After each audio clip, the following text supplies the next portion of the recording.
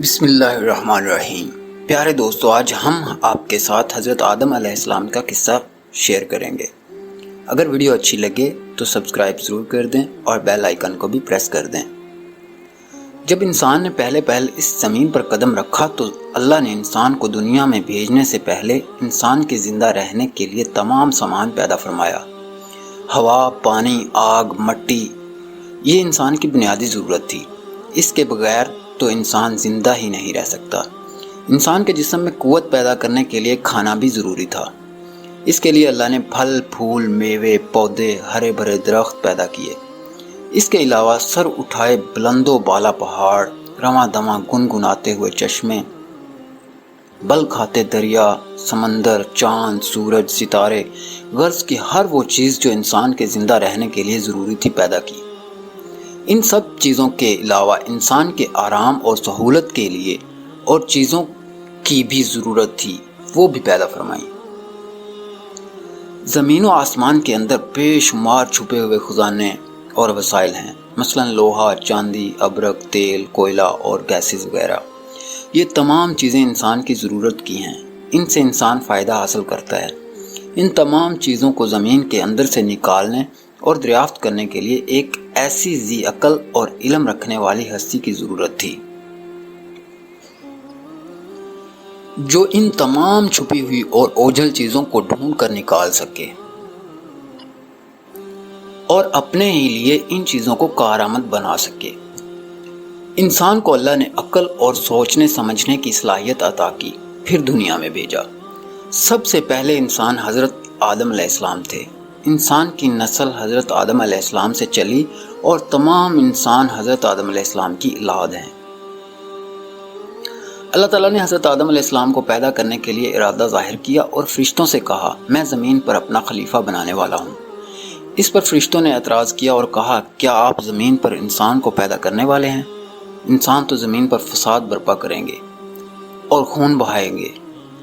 ہم تو تیری پاکی بیان کرتے ہیں اور تیرا شکر بجا لاتے ہیں، کیا ہم عبادت کے لیے کافی نہیں ہیں؟ تو اللہ تعالیٰ نے فرمایا، جو میں جانتا ہوں وہ تم نہیں جانتے۔ پھر اللہ نے خود اپنے ہاتھوں سے حضرت آدم علیہ السلام کا پتلا بنایا، پھر اسے سنوارا اور اسے مناسب شکل دی۔ اس کے جسم کا ہر حصہ خوبصورتی کے ساتھ بنایا۔ پھر اس مٹی کے پتلے میں اللہ نے روح پھونکی۔ پھر اللہ نے فرشتوں سے پوچھا، کیا چیزوں کے نام بتاؤ گے جو میں پوچھوں؟ فرشتوں نے جواب دیا، ہم نہیں جانتے، سب سے زیادہ تو آپ جاننے والے ہیں۔ ہم کو تو بس اتنا ہی علم ہے جو آپ نے ہم کو سکھایا ہے۔ آپ بڑے علم والے اور برکت والے ہیں۔ اللہ نے آدم سے کہا، اے آدم، ان فرشتوں کو ان چیزوں کے نام بتاؤ۔ اللہ نے آدم کو تمام چیزوں کے نام بتا دیے تو آدم کے علم میں تمام باتیں آ گئیں۔ آدم نے ان چیزوں کے نام بتا دیے تو اللہ نے فرشتوں سے کہا، کیا میں تم سے نہیں کہتا تھا کہ میں آسمانوں اور زمینوں کے اندر کی سب پوشیدہ باتوں کو جانتا ہوں اور جو کچھ تم ظاہر کرتے ہو اور چھپاتے ہو سب کا علم رکھتا ہوں۔ اللہ تعالیٰ نے فرشتوں سے کہا کہ آدم کو سجدہ کرو۔ تمام فرشتوں نے آدم کو سجدہ کیا، لیکن ابلیس نے سجدہ کرنے سے انکار کر دیا۔ وہ غرور کرنے والوں میں سے تھا۔ تجھے کس چیز نے سجدہ کرنے سے روکا ہے جب میں نے تجھے حکم دیا تھا؟ اللہ تعالیٰ نے پوچھا۔ ابلیس نے کہا کہ آپ نے انسان کو مٹی سے بنایا اور مجھے آگ سے پیدا کیا۔ ابلیس کے معنی مایوس اور نا امید ہونا۔ اس لیے کہا گیا ہے کہ جو شخص اللہ سے نا امید ہوتا ہے وہ ابلیس کے تابع ہوتا ہے۔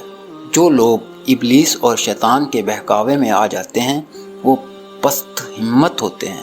جو فرائض ان کے ذمہ ہوتے ہیں وہ ادا نہیں کرتے اور ذلیل و خوار ہوتے ہیں۔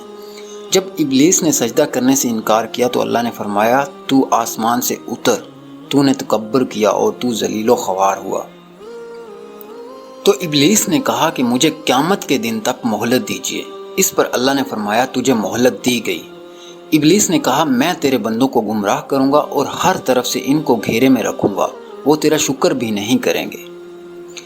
اللہ تعالیٰ نے حضرت آدم علیہ السلام کو حکم دیا کہ اے آدم، تم اور تمہاری بیوی بہشت میں رہو اور جو کچھ کھانا ہے فراغت سے کھاؤ، اور ایک خاص درخت کی طرف اشارہ کرتے ہوئے کہا کہ اس درخت کی طرف نہ جانا ورنہ تم ظالم قرار دیے جاؤ گے۔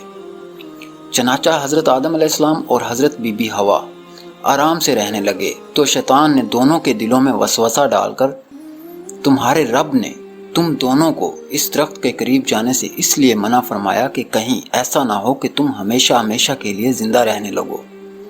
میں تمہارا خیر خواہ ہوں اور تم دونوں کی بھلائی چاہتا ہوں۔ شیطان کے فریب میں آ کر حضرت آدم علیہ السلام اور حوا نے درخت کا پھل چکھا تو دونوں بہشتی لباس سے محروم ہو گئے۔